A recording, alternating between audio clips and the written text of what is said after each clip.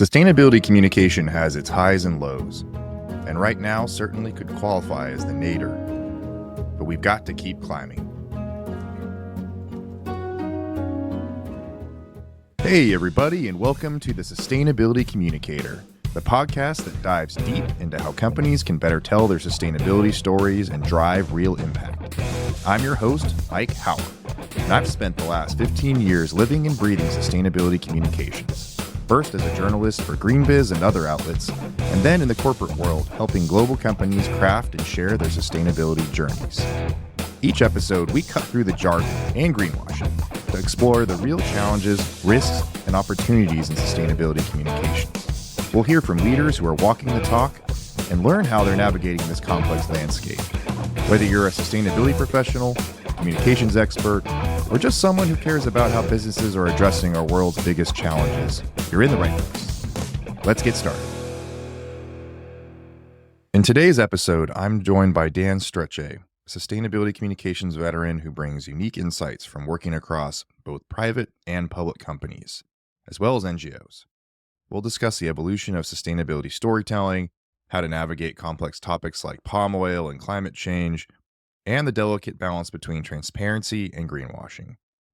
Dan shares his journey from public affairs to becoming a sustainability communications specialist and offers practical advice on how companies can communicate authentically about their sustainability efforts, even when facing challenges or setbacks. We'll also explore the growing pressures of sustainability reporting requirements and what the future holds for professionals in this field. Keep in mind that this interview took place at the end of 2024, and Dan has since moved from his role at Mars to leading sustainability communication at PepsiCo. And while a lot has changed in the sustainability communication world in 2025 so far, to say the least, I think our conversation remains highly relevant. Whether you're a sustainability expert, comms professional, or simply interested in how businesses are addressing our world's biggest challenges, this conversation offers valuable perspectives on the power of honest sustainability storytelling. Enjoy. Thanks for being here today, Dan. Thanks for having me, Mike. Right. So to kick the interview off, you're one of very few people working in-house that has the words sustainability communications in your title. Can you start off by telling us a little bit about your career journey so far, why you got into the business of sustainability storytelling, and maybe just what you've learned over the years?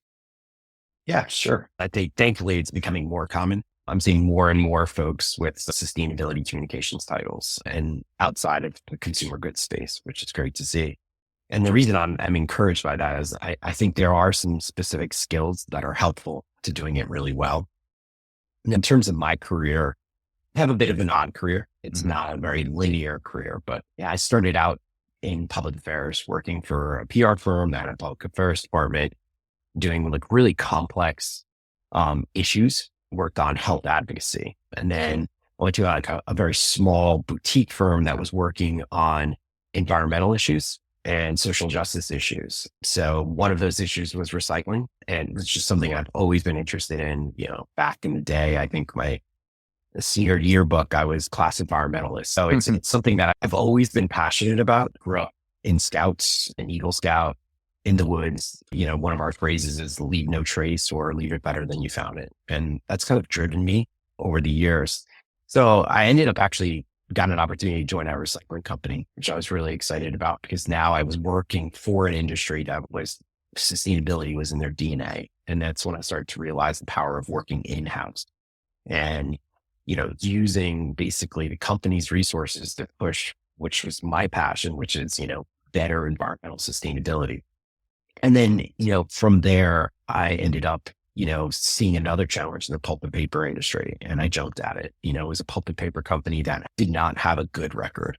And at first you ask yourself, why would I work for this company? But then they kind of let on that they were going to be working very closely with a very big, major activist NGO to radically change their supply chain. I was like, that's the kind of challenge I want to work on. So I did that for a bit.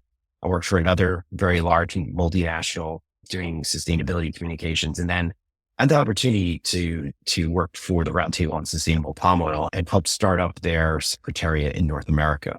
And that was really exciting to me because now I would have the business perspective, but now I'm also going to have the NGO perspective and kind of get, you know, understand where they're coming from and understand the resource challenges, but also to get to work with like retailers, cosmetic companies, all kinds of businesses that didn't really have exposure to. I had to work on the issues.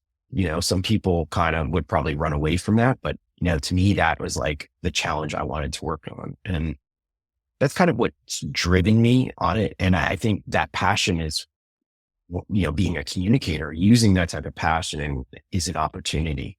And, at the end of the day, I don't want to say like, you were really great at like selling widgets. I want them to say like, you had a higher calling and you use the resources of these big companies to help like climate change or to make people's lives better. And I think that's something that drives me, and it has driven my decisions of who I work for. That's great. Yeah. And I can definitely relate. Don't have kids yet, but I would like to think my future kids would say that he wasn't just selling widgets. He was making the widgets better for the planet and for the people making the widgets too, hopefully. Yeah, no, it's definitely going to have that passion. Kind of want to hone in on the challenging topics that you've worked on. Like, yeah, palm oil is challenging. Curious, like, what did you learn about communicating sustainability when dealing with such a contentious topic? Like, are there any key takeaways from like, how you approach communicating a difficult topic like that? First of all, I love the issue. Why I love it? Because people's livelihoods depend on it. And at the root of it, it forces you to distill your communication skills because it's such a complex and controversial issue. There's a lot at stake. Like there's a lot of smallholders that grow this. So to me, there's an imperative to say, how can I help this situation? And then also there was a lot of deforestation and human rights issues. So how can I help the situation? So that's the type of issues I love working on, but it forces you to really distill it. And where I kind of landed was, it's a human caused problem. So there is a human solution. And I believe this for climate. And I believe this for a lot of the human rights issues that exist is that because humans are involved there, we do have the ability to fix the problem. And that gives me hope on a lot of these complex issues. And when you think about palm, there's nothing wrong with palm, right? It's just a crop. We're planting it perhaps in the wrong place or we're growing it in the wrong way. So it's, finding out and working on those complex issues and then having the challenge of kind of getting people to think differently, to question their preconceived notions. To me, that's the ultimate kind of challenge of a sustainability communicator. And if you're working for a corporation, a lot of people's default is that corporates are evil or they're out to just print money and destroy the planet. And I've worked at a few companies and I can tell you that's not the case. A lot of people are doing it. They just choose to work on the business side of things, and I've done both. I've worked from the nonprofit side and I've worked from the business side. And I can tell you there's amazing people that are passionate about these ideas and these challenges and how to solve them. Yeah. And I know, we've worked together. I've been helping you at Mars for the last almost 2 years now. And I think what's been really great about having somebody with your expertise on the team is that you can really be that translator between the sustainability people and the marketing comms people. Not a lot of companies have that person. Although I'm definitely seeing more of those roles emerge as companies realize like, oh, wow, we need to have that person that really speaks both languages. Yeah. I feel blessed that I ended up in that way in my career because I know a lot of the same people that the sustainability teams know. Helps me have a grounding to be 1 foot in that side and 1 foot in the other side or the communication side and the sustainability side. And it really does give you a perspective to say, are we communicating this in the right way? Is it too technical perhaps, or is it actually too simplified? And that can be a challenge too. And I think the other thing is it just gives you the credibility to have that seat at the table. To say like, look, I understand we're being attacked by X, Y, and Z.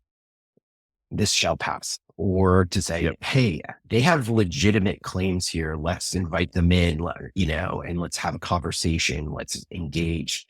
Because, sometimes I would say not as much anymore, and particularly not here at Mars, but earlier in my career, there was an us against them from like the NGO kind of activist community and businesses. And that luckily has started to erode and that there's a lot more collaboration, even with tough critics. And that's a really good thing. And it's a good development and I think because like you said, there's more people that do have kind of a foot in both worlds. We're able to say like, look, they might have good reason for raising this. Let's hear them out. And, we may not agree and we can tell them that, but they might have some wisdom for us to take back into the organization.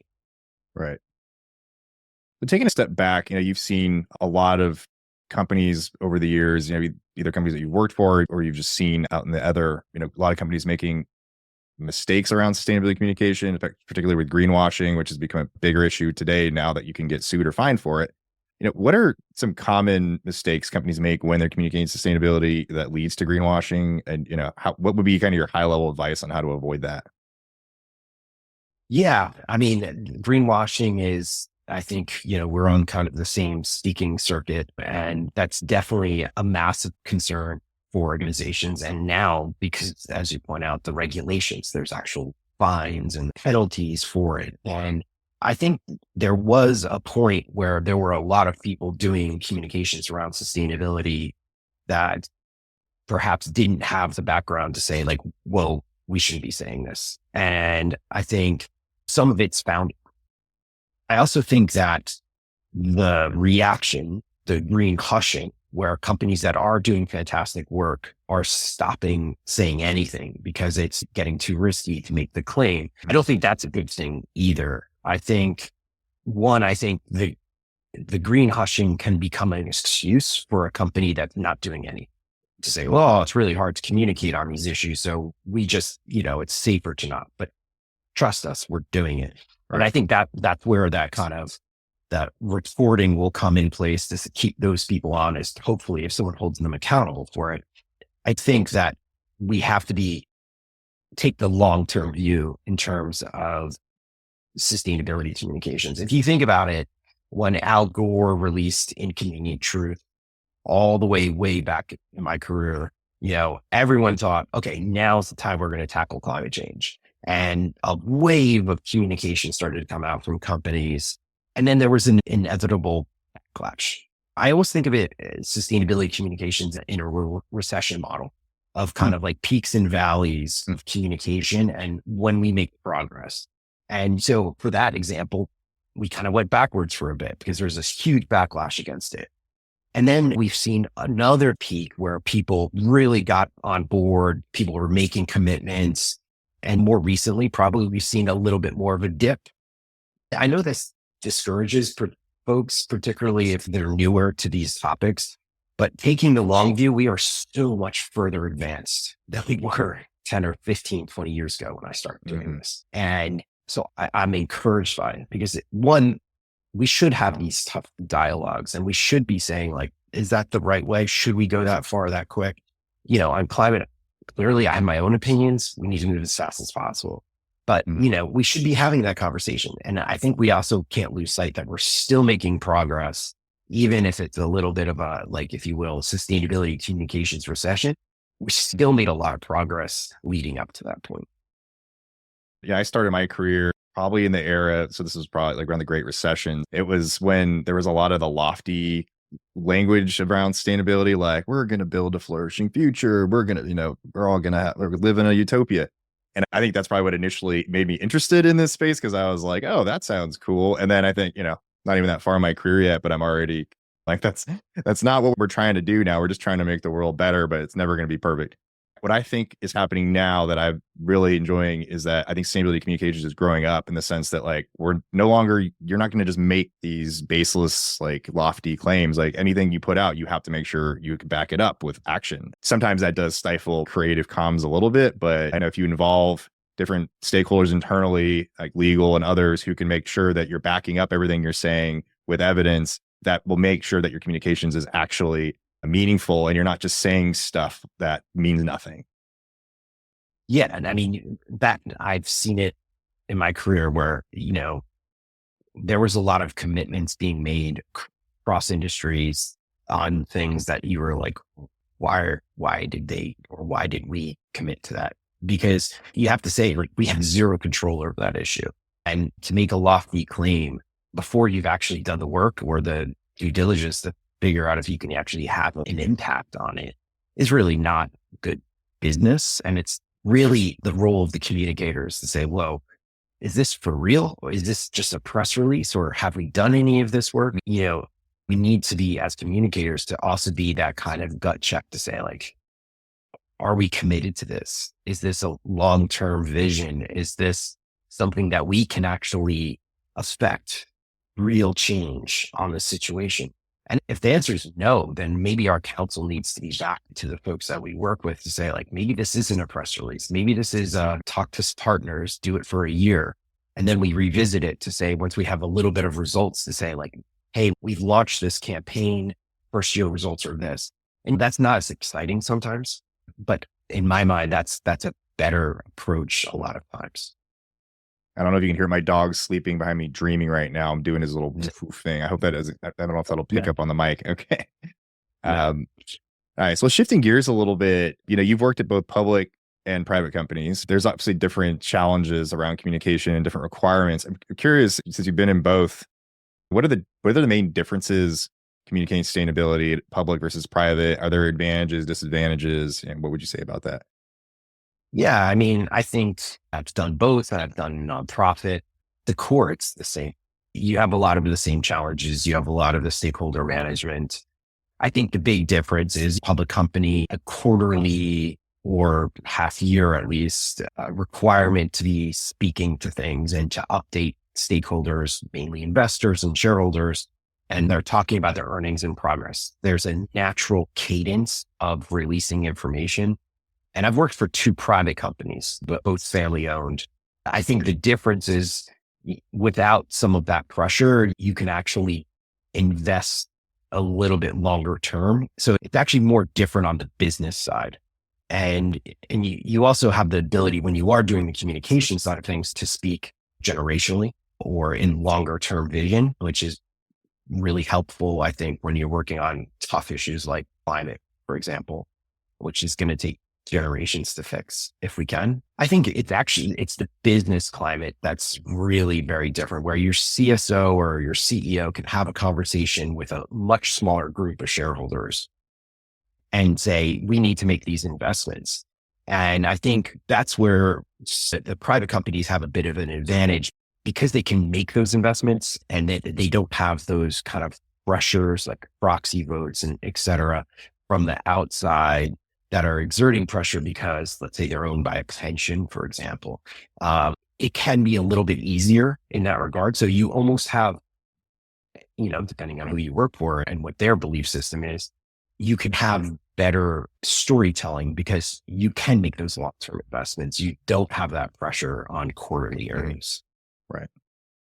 So speaking of private companies, so you've been at Mars for almost 4 years now. I think you brought me in to help out in kind of a fractional capacity. One of the first things that we worked on together was the Mars Net Zero Roadmap, which was really fun project to collaborate on. I mean, I could tell everybody what it's about, but I'd love to hear straight from you.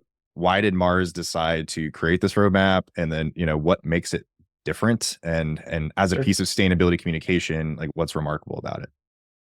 Yeah, I mean, first, it was a great project. So thanks for all your help on that. I couldn't have done it without you. I'm incredibly proud of that work that we did as a team. I think what stands out for me on the way we approached that is it was an incredibly honest document. I think the communications around it were really well done. We have an amazing team here at Mars across our small but mighty external communications team. And then we also partnered with our internal communications team because we have 150,000 associates around the world and you want to activate them as well. A huge team effort. But I think the document itself, the roadmap, is incredibly honest. We didn't come out and say, hey, we have it all figured out. But at the same time, we still put specific numbers to our emissions. So right from the start, there was we're going to be super transparent here. We're going to put out how we think we can do it. For example, we laid out our 5 fundamentals of net zero and what those are. And we also had a clear mindset from the start that this could be a document that would help other companies and other industries move faster in climate. In the document, we even offered help to other companies to say, like, if you have questions, reach out to us. It goes back to the belief that climate isn't something you want to win. You want everyone to win on climate action and fighting climate change. If we do great and figure it out and everyone else does poorly and doesn't reduce emissions, our supply chains still go sideways, and we still have those supply chain impacts. From the outset, we wanted to be transparent about how we were going about it, what was the science that we were leaning on, and what was our strategy for doing this, and then hope that other companies would ask questions, pick it up, dig into our accounting, and then also dig into how we were able to make reductions. To this year, Mars has reduced emissions 16% against a 2015 baseline. At the same time, against that 2015 baseline, the company's grown 60%. So the other message that we've been delivering since that roadmap is that you can do good and you don't have to have this trade-off. In fact, the doing well part, the business part is really important because that allows you to have the money to invest in sustainability. And I think there's always this feeling that sustainability is free. It's not. You're going to have to pay for it. There's a cost, but it's also not going to be something that holds on if you're not a successful business. You've got to write your business, and then you can make those investments on climate or packaging or human rights. Right. I know when I was helping with some of the content around that project, I was new to Mars at the time, and I was just amazed that the company was saying this stuff. Like, it's like all stuff that like everyone knows, but no company says like, yeah, hey, we all need to do this together. And it's true. And I think I think most people that work in sustainability, that's been our biggest, probably, I don't know, fear or thing that's causing us to burn out is like this endless competition means nothing if we don't all succeed, right? We all need to reduce our carbon emissions. If one company does it and everyone else fails, it really makes no sense to hide these kinds of secrets from each other, right? So couldn't agree more. And yeah, and just on the point of burnout, I mean, for sustainability communicators and sustainability professionals, it's a real concern. I mean, we sit here and consume a lot of negative information, and we need people to also go out there and tell us the positive, not greenwash it, not to tell us you have it all figured out, because you don't. No one does. But I think to come out and say like, this is possible, that like, look, here's a company that's doing it, that's trying it, and we're trying new things. We're making progress. Those are really important stories, because you have, again, going back to my kids, I have my older son at one point told me that he's like, what's the point?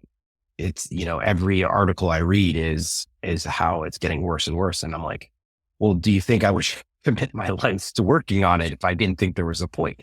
And, and again, going back to, there's a human solution. And if we do work on it, but I also think we have to make sure people see some of the positives that's happening. Right. It can't just all be doom and gloom. Yeah, I love that. And I think that's the power of storytelling is, it's, if anyone's a Star Wars nerd listening to this, the Force is neutral, right? There's the dark side and the light side. I think most people tend to think of PR communications as being a negative thing, like you're spinning it or you're being untruthful, but no, you can tell truthful stories that inspire change. And I think increasingly that's more and more important for companies in corporate sustainability to talk about that they're not always winning. Sometimes they're dealing with hard challenges, their setbacks, they're missing goals, but that's actually the more interesting story at the end of the day. Like, no one wants to read a story about someone that's perfect. Like, you want to hear about their travails and how they overcame them. So I think, yeah. I mean, that's good storytelling, right? And I think what we have to do as communicators is make sure that we're acknowledging the tough road that we're going, because that's it's more believable, first of all. And then second, I think it is good storytelling. It's storytelling of the truth. It should always be truthful, of course, but that's super important. Like, you have to get people engaged. People are bombarded with their algorithm of specific newsfeed. Breaking into that can be very hard, particularly if they're not inclined to read about sustainability. But, if you can imagine a world where the companies that are working hard on these issues are being rewarded for this work, that's really exciting. I mean, and I don't think we're there just yet, to be honest. I think right now companies just need to work on this. And then in the future, hopefully we'll start to get rewarded for it. Right. So the next question, I want to talk a little about reporting. We work together on Mars reports, and I work with a lot of other clients on reporting as well. And reporting with all the new regulations like CSRD and other things coming about, It's kind of starting to take front and center for a lot of sustainability communications around corporate America in particular. The Climate Week, yeah, we were just there a few weeks ago, and I saw one of your posts afterward. You coined a term called fear of reporting obligations, 4O. Can you talk a little bit about what you mean by this? I mean, I think most of us probably get it, but what are you trying to describe with that term? Yeah, I think it was my play on the FOMO you sometimes get where you go to one event at Climate Week and you're like, I wish I could go to that other event. I had been talking to a lot of friends, mentors, former colleagues, and others in my network at Climate Week and having like a lot of conversations on the side of just, there's a lot of uneasiness with all the new requirements coming up. And, for those of us that have worked on voluntary reporting over the years, adapting to a new framework is never easy. And what's being asked is also changing. We had our frameworks. We had GRI, we had SASB, and now there's all this new stuff kind of coming out all the time and it's getting required. So there's new partners to work with. There's new stakeholder engagement and socialization that has to take place. And it's not always easy. What will be next will be a weird patchwork quilt of requirements across the globe for those of us that work at multinationals. And then I think, again, this is talking to my friends in sustainability communities. It's a resource thing. There are not a ton of sustainability communicators. So I think there's a bit of a fear, particularly for those that love the creative and communication side of things, that could this impact my ability to tell more stories because I'm going to have to dedicate more resources just to the mandatory disclosures or the voluntary kind of aspect of the mandatory disclosures. A lot of people got into this field because they are creative, because they are excited about telling difficult stories that might have an impact to meet the challenges that are taking place. And I think those are legitimate concerns. There are not a lot of sustainability communications departments or teams. And I think, the other thing is that, we want to be rewarded.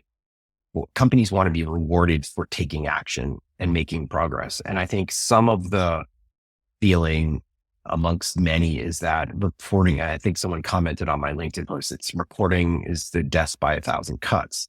Yep. Is the reporting going to translate into people being held accountable for a lack of progress? And will they be rewarded for progress if they're making it? And I think that's some of it. Yeah, I agree. The good news for consultants like me is there's a lot of demand for services, but I would say I'm the same boat where, I'll do reporting and I like reporting, but I'd say I love the creative sustainability comms. So, I don't want to be doing reports all day either. And I think that's a real challenge for sustainability communications professionals now. It's like, do you really want to spend all this time figuring out CSRD? That's not really creative. That's just compliance. So I think a lot of companies in the next couple of years are going to figure this out. Maybe this goes to a different team. Maybe finance deals with that, and then investor relations deals with that or whatnot. I am hopeful that, like you mentioned, we're in this recession of sustainability comms. That means we're going to come out of it. I do think a lot of companies are waiting to see what happens.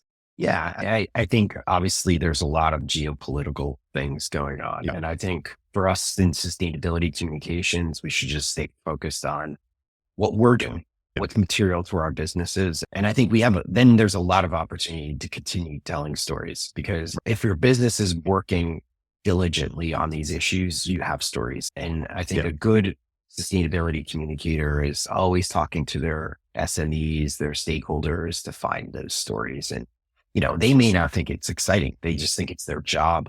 But telling the outside world that you're working on like novel ingredients that will keep the same great taste of their product, but lower the GHG emissions by 30%. Like that's even the woman or the man on the street could get excited about that and be like, oh, that's pretty neat. And I don't have to do anything. Okay, cool. Right. Like that's the kind of the magic trick. Right. All right. So the last question, just kind of looking forward, I think by the time this airs, it's going to either be 2025 or almost 2025. We already kind of talked a little bit about the trends that are happening in our space, but, where do you see sustainability comms heading into 2025 and beyond?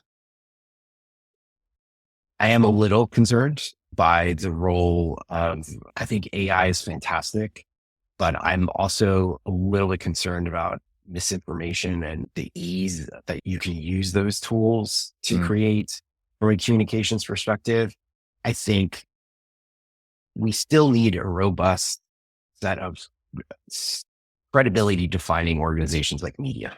I think it's super important for us as communicators. We should never lose sight of that.